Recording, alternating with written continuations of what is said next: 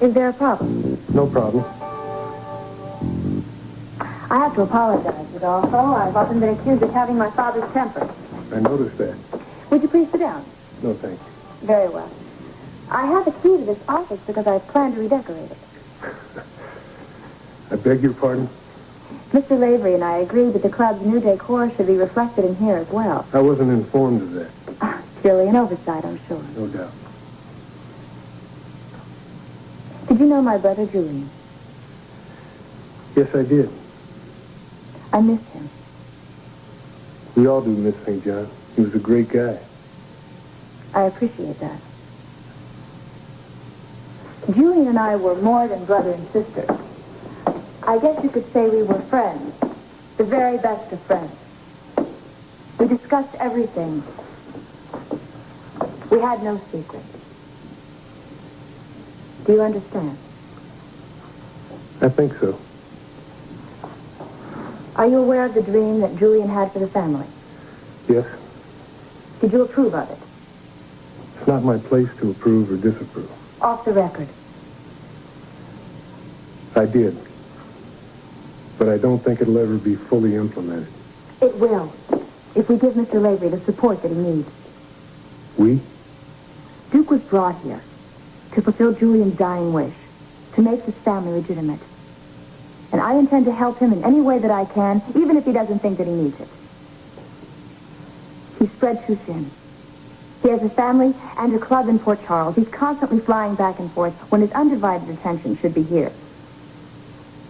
You may be right, but your father wouldn't approve. My father is from the old school with old ideas. What do you want from me? Your confidence. I want to be able to come and go here as I please without my father being made aware of it. Julian would want that. I speak for him.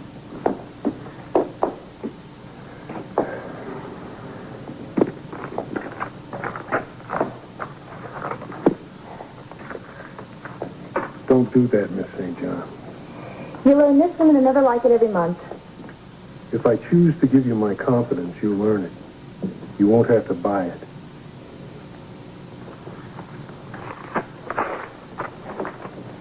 I'll do that. If you'll give me the chance. Rodolfo? In here, Mr. Jerome. I was wondering what that... Olivia, what are you doing here?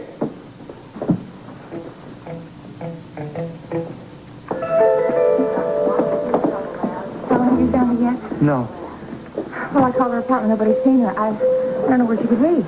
I don't know either. Listen, if she got dressed and walked out of this place, she's not as weak as I thought she was.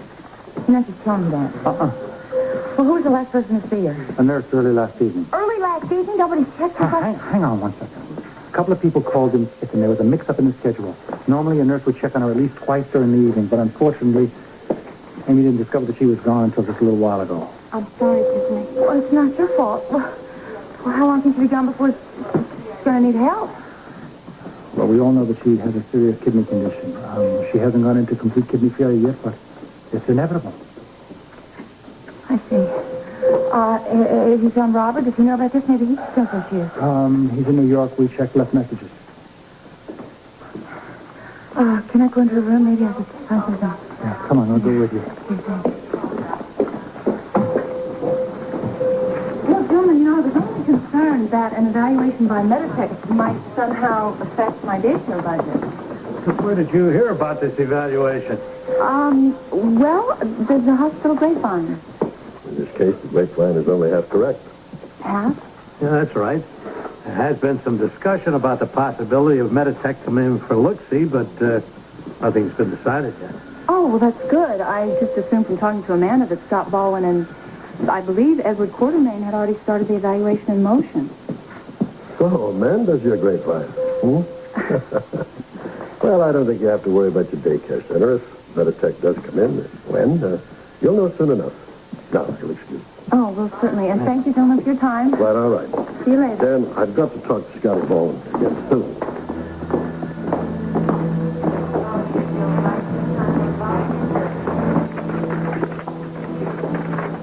Well. If Meditech does come in, you two will certainly know about it.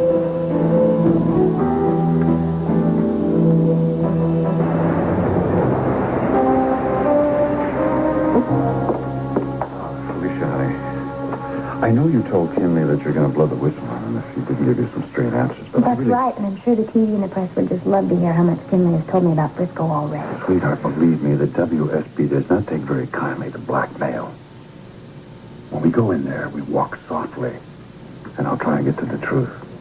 Okay? Okay. Okay. Hello again.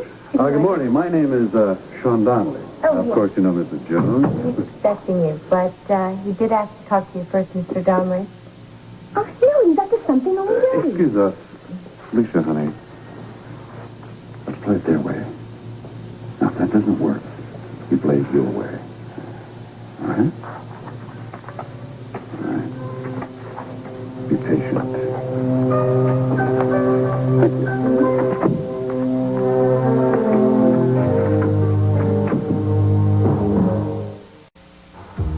Sit down, Mr. Donnelly. Thank you. I wanted to talk to you first because, well, I figured that you, as a former head of the WSB, would understand the dilemma that I've got myself into. Oh, I can understand it all right. It's just that I think it's only fair to warn you that I have very little influence over Mrs. Jones. She's a very determined young woman. I know about that very well, and that's part of the predicament. You see, because of my sensitivity to her needs, I gave her some information prematurely by department standards about her husband. I know. But now, because of developments of a very secretive nature, I can't tell her anything more. You can appreciate that. I can appreciate it all right, but I just don't think Felicia will. And you can't make her understand? Now, how could I do that when I don't even understand myself? All right, that's a good point. What I'm about to tell you is for your ears only. All right, my ears only. Frisco Jones was involved in perhaps the most sensitive mission the WSB has ever undertaken. As you may or may not know, there's a ring of international terrorists operating in pockets in every international country in the world. I see. Now, Frisco's job, along with other key WSB agents, was to infiltrate these pockets, find out who the leaders were in each case. So that the WSB could take whatever steps they deem necessary to protect the United States of America along with other security agencies throughout the world, right? Exactly. And Frisco was having great success until we lost contact with him. When did this happen? A few months ago. Was that before you told Felicia that you were so sure he was alive? Yes. Then you lied to her.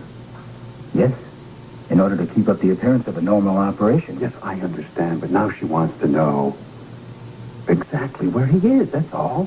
Why is that so damned important to her? Because she wants to remember him in her mind in a specific place in this world. Come on, Kinley.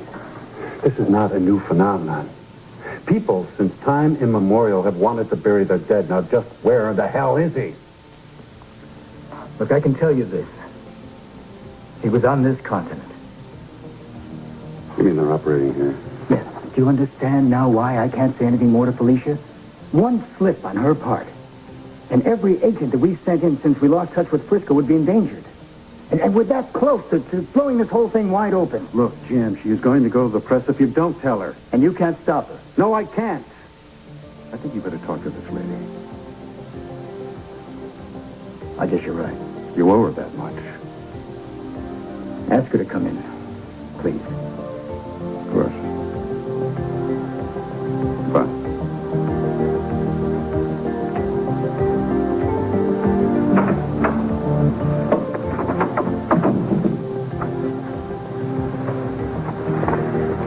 We'll see you now.